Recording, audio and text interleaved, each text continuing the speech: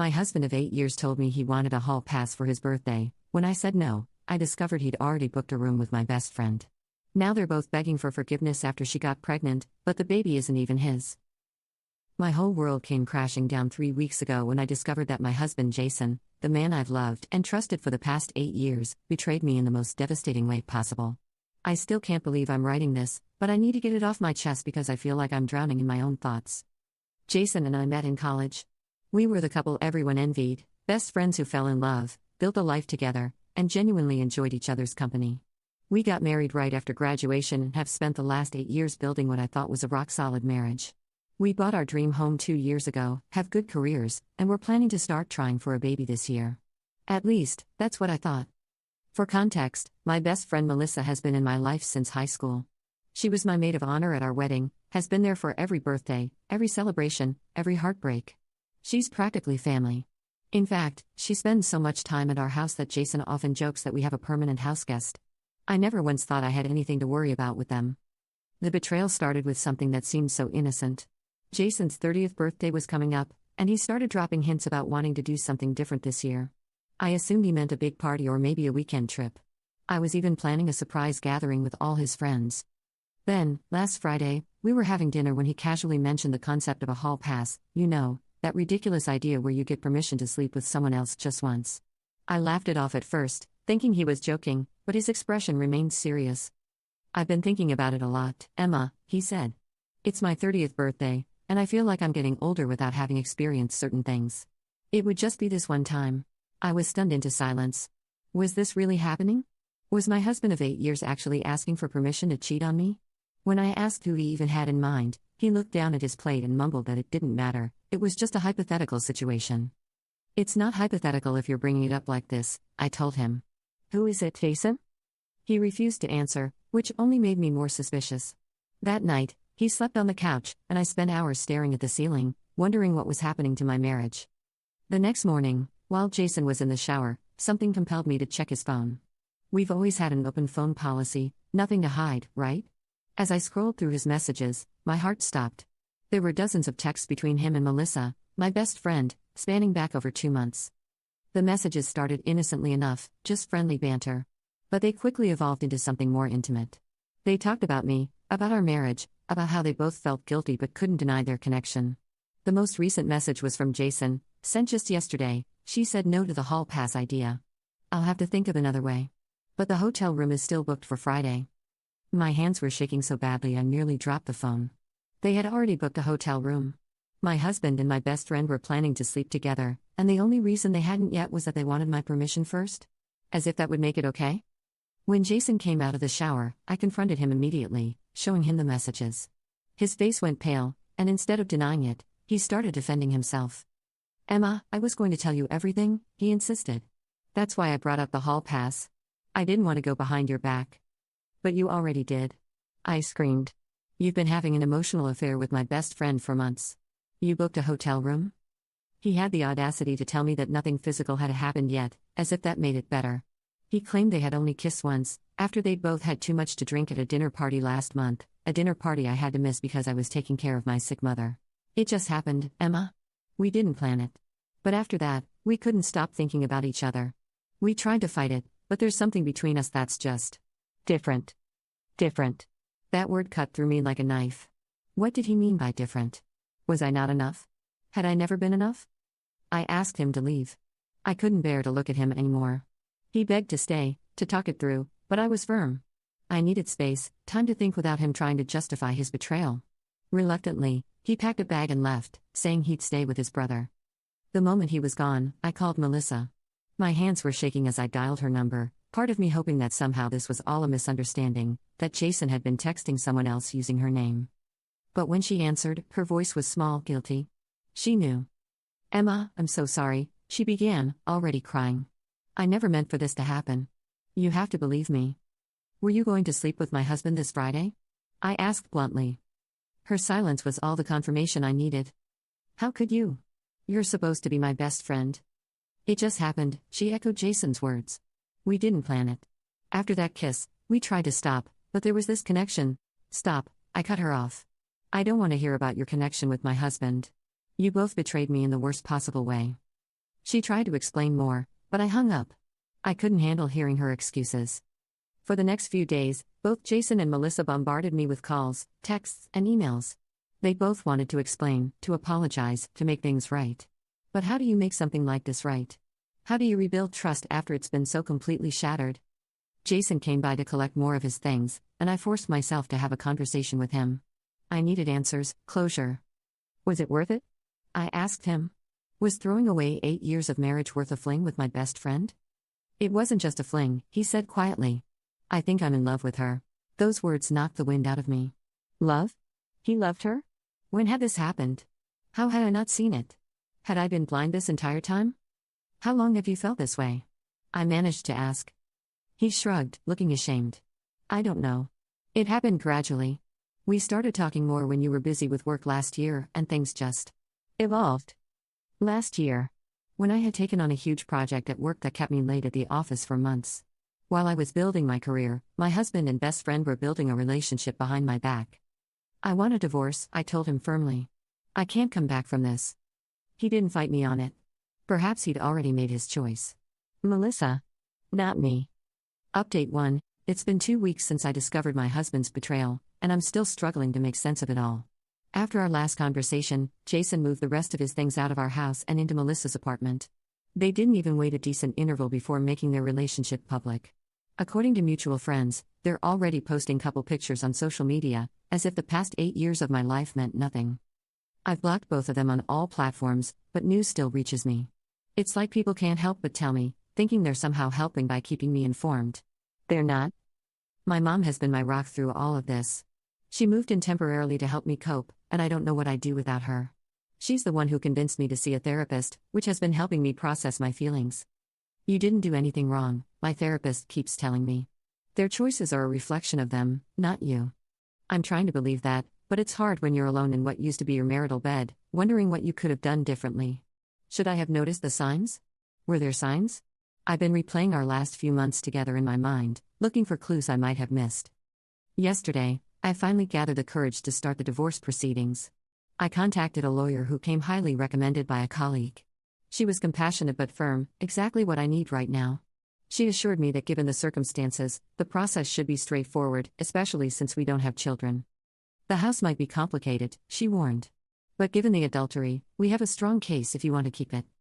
I do want to keep the house, not because I'm attached to it anymore, every room holds memories I'd rather forget, but because selling it and finding somewhere new feels overwhelming right now. One step at a time, I tell myself. The hardest part has been the loneliness. I've lost not just my husband but also my best friend in one fell swoop. Our social circle has largely sided with me, but there's an awkwardness now. People don't know what to say, how to act around me. I've become that pitiable figure, the woman whose husband left her for her best friend. It's humiliating. I've thrown myself into work, staying late at the office every night. Better to be busy than alone with my thoughts. My boss has been understanding, even offering me a larger role in an upcoming project. At least my career is going well, I suppose. I've also started purging the house of reminders. Last weekend, I took down all our wedding photos, packed away gifts they'd given us over the years, and deleted most of our pictures from my phone. It's like I'm erasing 8 years of my life, and while it's painful, it also feels necessary for my healing. The one bright spot in all of this has been reconnecting with old friends who had drifted away during my marriage. Particularly, my college roommate Jenna, who now lives just an hour away. We've started having weekly dinners, and her unwavering support has been a lifeline. You're going to come out of this stronger, she keeps telling me. And one day, you'll find someone who deserves you. I can't imagine dating again right now, but it's nice to know someone believes there might be a future for me beyond this pain. For now, I'm taking it one day at a time. Some days are better than others. Today was hard. Tomorrow might be easier. That's all I can hope for. Update 2. 3 months have passed since my world imploded, and life has settled into a new kind of normal. The divorce proceedings are underway, and while it's all very civil on paper, the emotional toll continues to be heavy. The biggest development is that I've decided to sell the house after all. Every corner of it reminds me of Jason, of the life we built and the future we planned. My mom helped me find a smaller place closer to the city, and I'm actually excited about decorating it exactly how I want. No more compromising on paint colors or furniture styles. It's a small freedom, but I'm clinging to these little victories. What I didn't expect was a call from Jason last week. He sounded different, subdued, nervous. He asked if we could meet in person to discuss something important. Against my better judgment, I agreed to coffee at a neutral location. When I saw him, I was struck by how tired he looked. The initial infatuation glow he'd had when he first left was gone, replaced by dark circles under his eyes and a constant furrow in his brow. "Emma, I made a terrible mistake," he began, his voice cracking. "Leaving you is the worst decision of my life." I sat there, stunned, as he explained that things with Melissa had quickly fallen apart once the reality of day-to-day life set in. Without the excitement of sneaking around, they discovered they didn't actually have much in common. They fought constantly, about money, about household chores, about their different expectations for the future. "She's not you," he said simply. "No one could ever be you." Part of me, a small, wounded part that still loved him despite everything, wanted to leap at this second chance. But the stronger part of me, the part that had been rebuilding my self-respect brick by brick for the past 3 months, knew better. "Why are you telling me this?" I asked. "What do you want from me, Jason?" He reached across the table, trying to take my hand. I pulled away. "I want to come home," he whispered. "I want us to try again. I know I don't deserve it, but I'm begging you to consider it." I shook my head, feeling strangely calm. "You're right. You don't deserve it. And I deserve better than someone who threw away our marriage for a fling." "It wasn't just a fling," he insisted, then seemed to realize that was the wrong thing to say. "I mean, it was a mistake. A horrible mistake that I will regret for the rest of my life." "A mistake is forgetting to pick up milk at the store," I told him. "What you did was a choice. Multiple choices, made over and over again, knowing they would hurt me." He had no response to that. As I stood to leave, he called after me, "There's something else you should know. Melissa is pregnant." I froze, feeling as though I'd been doused with ice water. Pregnant? They were having a baby? The future we'd planned together, he was now building with her? "Congratulations," I managed to say, though the word tasted bitter on my tongue. I walked away, made it to my car before the tears came, hot and angry. Just when I thought I was healing, just when I was starting to envision a future without him, this news threatened to set me back to square one. A baby. An actual child that would permanently bind my ex-husband to my ex-best friend. The thought was almost too much to bear. I called Jenna immediately, needing someone to talk me down from the ledge of despair I was teetering on. She came over with wine and chocolate, and we stayed up late into the night as I alternated between crying and raging. "This doesn't change anything," she reminded me. "You're still better off without both of them in your life." She was right, of course. But knowing I was better off didn't make the pain any less acute. The next morning, I woke up to several missed calls from Jason and a text that simply read, "There's more you need to know. Please call me." I ignored it. Whatever drama was happening in their relationship wasn't my problem anymore. I had a house to sell, a new place to move into, and a life to rebuild. I didn't have time for their chaos. But Jason was persistent. He showed up at my work, looking even more disheveled than before. "Melissa lied," he blurted out before I could ask him to leave. "The baby isn't mine." Update 3. I never thought my life would turn into a soap opera, but here we are. After Jason's bombshell revelation that Melissa's baby wasn't his, I reluctantly agreed to hear the full story. We sat in my car in the parking garage, away from curious eyes at my workplace. According to Jason, Melissa had been seeing someone else at the same time their affair began, a married colleague from her office. When she discovered she was pregnant, she assumed it was Jason since they had been careless about protection. But a recent paternity test confirmed it wasn't his child. "She lied to me, Emma," he said, his voice breaking. "She told me it was definitely mine, that we were going to be a family. I even started looking at houses with nurseries." I couldn't help but feel a twisted sense of satisfaction. The two people who had hurt me the most were now hurting each other. Karma, it seemed, was real. "What does the actual father say?" I asked, curious despite myself. Jason let out a bitter laugh. "He wants nothing to do with it. He's trying to save his own marriage and has threatened Melissa with a restraining order if she contacts him again." I shook my head, amazed at the mess they'd created. "So what now? Why are you telling me all this?" His eyes met mine, filled with a desperate hope that made my stomach clench. "Because I want you back, Emma. Now more than ever. These past few months have shown me exactly what I threw away." There it was, the reason for his confession, his true motive. He thought that without the baby tying him to Melissa, there was a chance for us. That I might forgive his betrayal now that there wasn't a child involved. "Jason," I said slowly, making sure each word landed with the weight it deserved, "even if there was no baby, even if Melissa disappeared tomorrow, we would still be done. You destroyed something that can't be rebuilt. I don't trust you, and without trust, there is no us."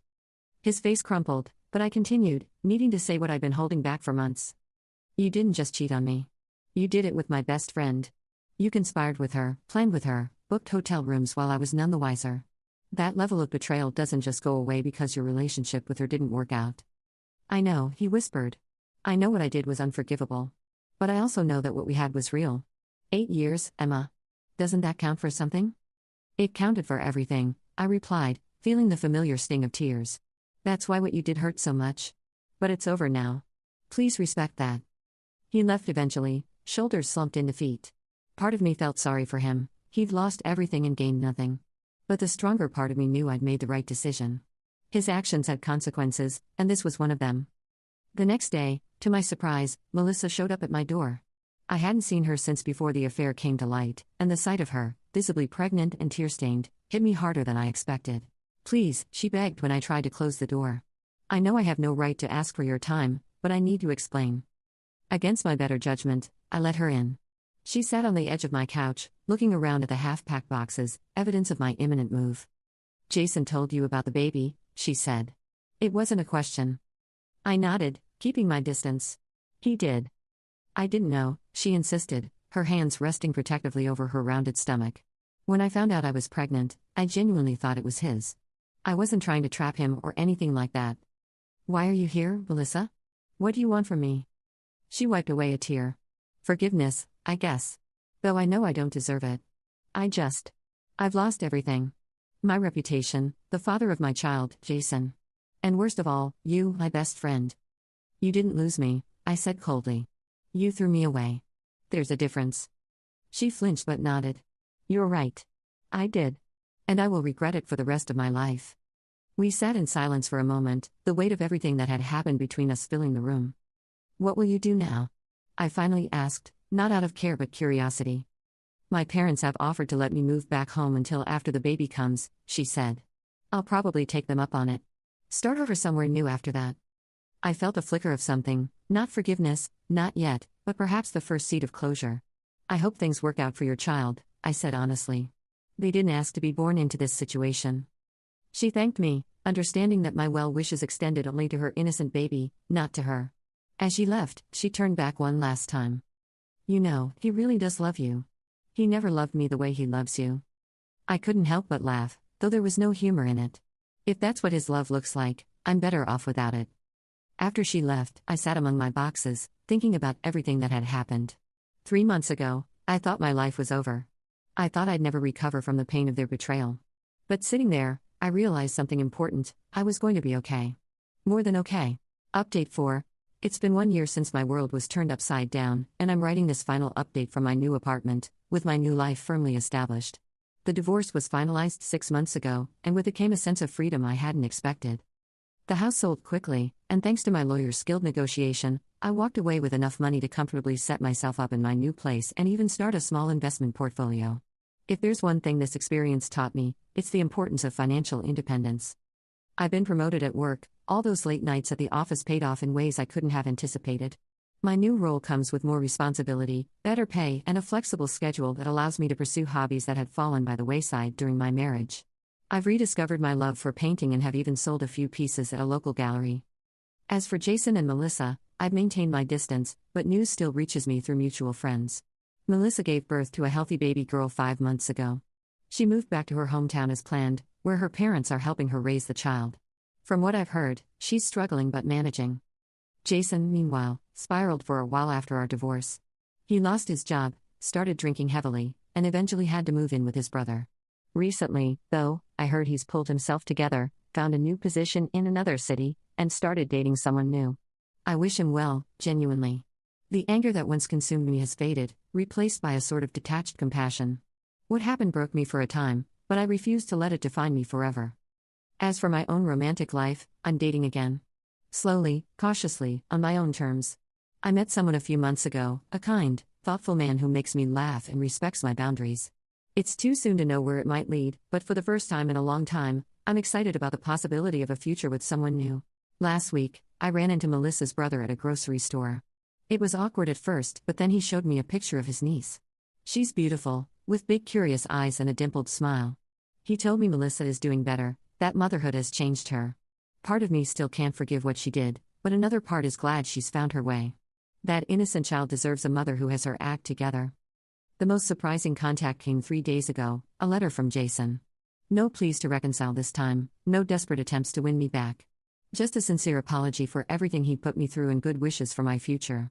He mentioned he's in therapy, working through his issues, trying to understand why he sabotaged our marriage the way he did. The letter ended with a simple sentiment: "You deserved better, and I hope you found it." Reading those words, I felt something shift inside me, the last piece of my healing clicking into place. I don't think I'll respond to his letter. Some doors are better left closed. But I'm grateful for the closure it provided. If there's anything I've learned from this whole ordeal, it's that resilience isn't about never falling, it's about rising every time you fall. A year ago, I thought my life was over. Today, I know it was just beginning. To anyone who might be going through something similar, who feels like they'll never see the light again, you will. The pain doesn't disappear completely. There are still days when a memory catches me off guard, when I wonder about the life I thought I'd have. But those moments get fewer and farther between. Trust yourself. Protect your peace. And remember that sometimes, the most painful endings lead to the most beautiful beginnings. My story isn't over. It's just taking a different path than I expected. And for the first time in a long time, I'm excited to see where it leads.